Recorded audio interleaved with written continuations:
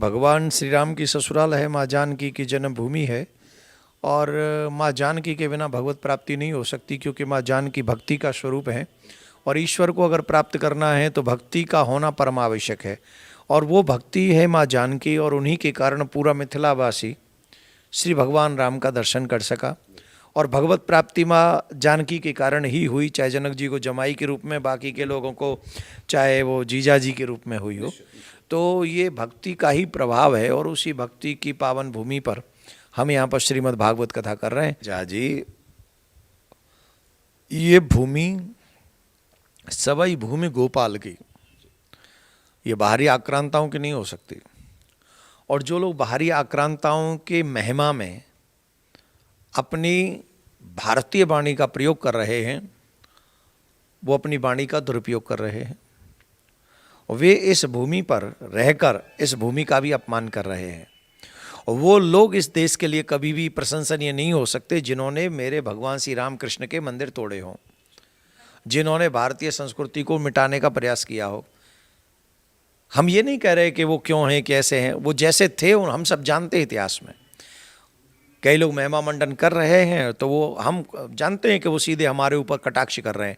वो हमें शायद नीचा दिखाने का प्रयास कर रहे हैं, वो भारतीय परंपराओं को नीचा दिखाने का प्रयास कर रहे हैं। जो लोग ऐसे लोगों का महिमा मंडन कर रहे हैं जिन्होंने हमारे मंदिर तोड़े, हमारी बहन बेटियों की इज्जत लूटी, जिन्होंने इस देश में हमारी सनातन परंपरा को मिटाने की कसम खाई थी। अगर ऐसे लोगों के लिए कोई खड़ा है तो वो इस कम से कम हम जैसे लोगों का हितैषी नहीं हो सकता। तो हम तो यही चाहेंगे कि हमें अपनी परंपराओं के लिए खड़ा रहना चाहिए। हमारा शरीर, आपका शरीर कुछ समय के लिए है, लेकिन धर्म था, है और रहेगा। और एको धर्म द्वितीयो नास्ति, एक ही धर्म है, और उस धर्म की रक्षा करना सनातनियों की जिम्मेदारी है। जय सीताराम। हम छी ललित नारायण झा और अपने लोकन के स्वागत कर रहल छी मिथिला मिरर में। एखन हमरा संगे अपना देशक कही जे सबसे प्रसिद्ध कथावाचक में से एक देवकी नंदन जी हमरा संगे छथि, महाराज जी। और मिथिला के पावन भूमि पर एखन हिनकर कथावाचन चल रहल छनि, हमरा सब रसास्वादन कर रहल छी। हिनकर मुखारविंद से जे अमृतवाणी निकल रहल छनि। हालांकि मिथिला में इस पूर्व दरभंगा, सीतामढ़ी इत्यादि जगह पर जे छै से आबि गेल छथि, लेकिन पूर्वी मिथिला अगर बात करी हमरा सब सहरसा, सुपौल, मधेपुरा, पूर्णिया, तो एहि सब जगह पर संभवतः गुरुजी के ही पहिल कार्यक्रम छनि। मिथिला में बहुत बहुत स्वागत है अपने। बहुत बहुत धन्यवाद आपका, और सभी मिथिलावासियों को बहुत बहुत मेरा प्यार भरा राधे राधे। दरअसल ये माँ जानकी की जन्मभूमि है, यहीं से भगवती अवतरित होते हैं। और ऐसा हम कहते हैं कि जब प्रभु श्री राम चले थे तो एक चक्रवर्ती सम्राट के पुत्र होके वहाँ से निकले थे। रास्ते में तारका, सुबाहु इत्यादि का वध करते हुए, पराक्रम दिखाते हुए आए थे। लेकिन मिथिला में जब श्रापित भगवती थी, उनको पैर से स्पर्श करके और उनको पुनः उस रूप में लाते हैं, वहाँ से भगवान की प्राप्ति होती है। और लोग ये समझते हैं कि ये परात्पर ब्रह्म हैं। उस मिथिला में आप हैं, क्या कहना चाहेंगे? देखिए, भगवान श्री राम की ससुराल है, माँ जानकी की जन्मभूमि है। और माँ जानकी के बिना भगवत प्राप्ति नहीं हो सकती, क्योंकि माँ जानकी भक्ति का स्वरूप है। और ईश्वर को अगर प्राप्त करना है तो भक्ति का होना परम आवश्यक है। और वो भक्ति है माँ जानकी, और उन्हीं के कारण पूरा मिथिलावासी श्री भगवान राम का दर्शन कर सका। और भगवत प्राप्ति माँ जानकी के कारण ही हुई, चाहे जनक जी को जमाई के रूप में, बाकी के लोगों को चाहे वो जीजा जी के रूप में हुई हो। तो ये भक्ति का ही प्रभाव है, और उसी भक्ति की पावन भूमि पर हम यहाँ पर श्रीमद् भागवत कथा कर रहे हैं, और लोगों को सनातन के प्रति जागरूक करने का प्रयास कर रहे हैं। सनातन का मतलब है आदि अनंत। जिस धर्म का पालन हमारे ऋषि मुनि पूर्वजों ने किया है, उसी धर्म के पथ पर हम लोग चलें। आज के आधुनिक युग में आधुनिक आधुकरणों के जो हमारे आजकल अलग अलग चीज़ें आ गई हैं, उनके कारण हमारे युवा पीढ़ी भटक रही है। और उसको कैसे सही मार्ग दिखाया जाए, वो सदमार्ग पे चल के, वो भागवत पुराण हो, रामायण हो, भागवत गीता हो, यही हमें बता सकते हैं। तो हम युवाओं से यही कहेंगे कि उसी का पालन करें। और जो आजकल नशा है, गुटखा है, ये है, वो है, इन सब का त्याग करें, क्योंकि इनका सेवन करने से हमारा रुचि धर्म में नहीं होता है, हमारी रुचि परिवार में नहीं होता है, हमारी रुचि अपने जीवन की सफलता में नहीं होता है। सिर्फ रोटी मिल जाए हम यहीं तक सीमित रह जाते हैं। तो नशा से दूर रहें, गुटखा इत्यादि से दूर रहें, माता पिता की सेवा करें, सनातन का सम्मान करें, यही सबसे कहना चाहेंगे।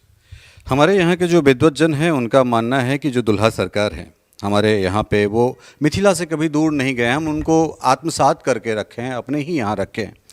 लगभग 550 साल के बाद हमारे दुल्हा सरकार, हमारे प्रभु श्री राम को उनका घर मिला।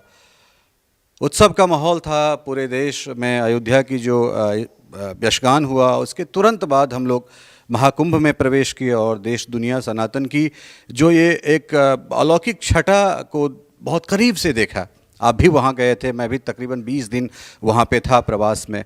क्या कहना चाहेंगे इस महाकुंभ के आयोजन, अयोध्या से लेके और प्रयाग तक का जो ये सफ़र रहा है? जाकी रही भावना जैसी प्रभु मूरत देखी तिन तैसी, जिनकी जैसी भावना थी। कई लोग कह रहे थे जाम बहुत है, कई लोग कह रहे थे आनंद बहुत है। तो ये तो जिसने जिस दृष्टि से देखा, ये तो मिथिला में जब भगवान श्री राम आए थे तब भी यही हुआ था। जनक जी जमाई के रूप में देख रहे थे, सीता जी पति के रूप में देख रही थी, और मिथिलावासिनी उनको अपने सगे संबंधी के रूप में देख रहे थे। तो जाकी रही भावना जैसी प्रभु मूरत देखी तिन तैसी, ये अकाट्य सत्य है। चाहे वो अयोध्या का उत्सव हो, चाहे वो कुंभ का उत्सव हो, जिसने जिस दृष्टि से देखा है उसको वही प्राप्त हुआ है। एक अंतिम सवाल, चूँकि आप बहुत मुखर होकर सनातन के विषय में बोलते हैं और अभी जो करंट टॉपिक है आप भी उससे अपरिचित नहीं होंगे। मुगल से लेके औरंगजेब तक ये देश आदिकाल से अनंत काल से सीताराम राधे श्याम में बसता है, और आप तो हर मंच से मुखर होकर कहते हैं कि बस 3 जगह हम मांगते हैं, एक तो मिल गया, 2 सौहार्दपूर्ण तरीक़ा से अगर मिल जाए तो फिर हम बस शांत हो जाएंगे। देखिए जहाजी, ये भूमि सवई भूमि गोपाल की, ये बाहरी आक्रांताओं की नहीं हो सकती।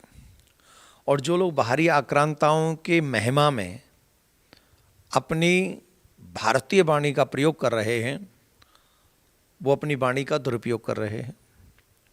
वे इस भूमि पर रहकर इस भूमि का भी अपमान कर रहे हैं। और वो लोग इस देश के लिए कभी भी प्रशंसनीय नहीं हो सकते जिन्होंने मेरे भगवान श्री राम कृष्ण के मंदिर तोड़े हों, जिन्होंने भारतीय संस्कृति को मिटाने का प्रयास किया हो। हम ये नहीं कह रहे कि वो क्यों हैं, कैसे हैं, वो जैसे थे और हम सब जानते हैं। इतिहास में कई लोग महिमा मंडन कर रहे हैं तो वो हम जानते हैं कि वो सीधे हमारे ऊपर कटाक्ष कर रहे हैं, वो हमें शायद नीचा दिखाने का प्रयास कर रहे हैं, वो भारतीय परंपराओं को नीचा दिखाने का प्रयास कर रहे हैं। जो लोग ऐसे लोगों का महिमा मंडन कर रहे हैं जिन्होंने हमारे मंदिर तोड़े, हमारी बहन बेटियों की इज्जत लूटी, जिन्होंने इस देश में हमारी सनातन परंपरा को मिटाने की कसम खाई थी, अगर ऐसे लोगों के लिए कोई खड़ा है तो वो इस कम से कम हम जैसे लोगों का हितैषी नहीं हो सकता। तो हम तो यही चाहेंगे कि हमें अपनी परंपराओं के लिए खड़ा रहना चाहिए। हमारा शरीर, आपका शरीर कुछ समय के लिए है, लेकिन धर्म था, है और रहेगा। और एको धर्म द्वितीयो नास्ति, एक ही धर्म है, और उस धर्म की रक्षा करना सनातनियों की जिम्मेदारी है। इसीलिए कहता हूँ, माथे पे तिलक, गले में कंठी, हाथ में कलावा, मुख में भगवान का नाम, यही है सनातनी की पहचान। सत्यमेव जयते धर्मो रक्षति रक्षिता, धर्म की रक्षा करो, धर्म तुम्हारी रक्षा करेगा। जय श्री राम। तो अपने सुन रहल छलहुँ हैं महाराज जी के, और कतेक सुंदर जे छै से बातचीत रखलन है। बनल रहू हमरा सब संग और करै छी बातचीत।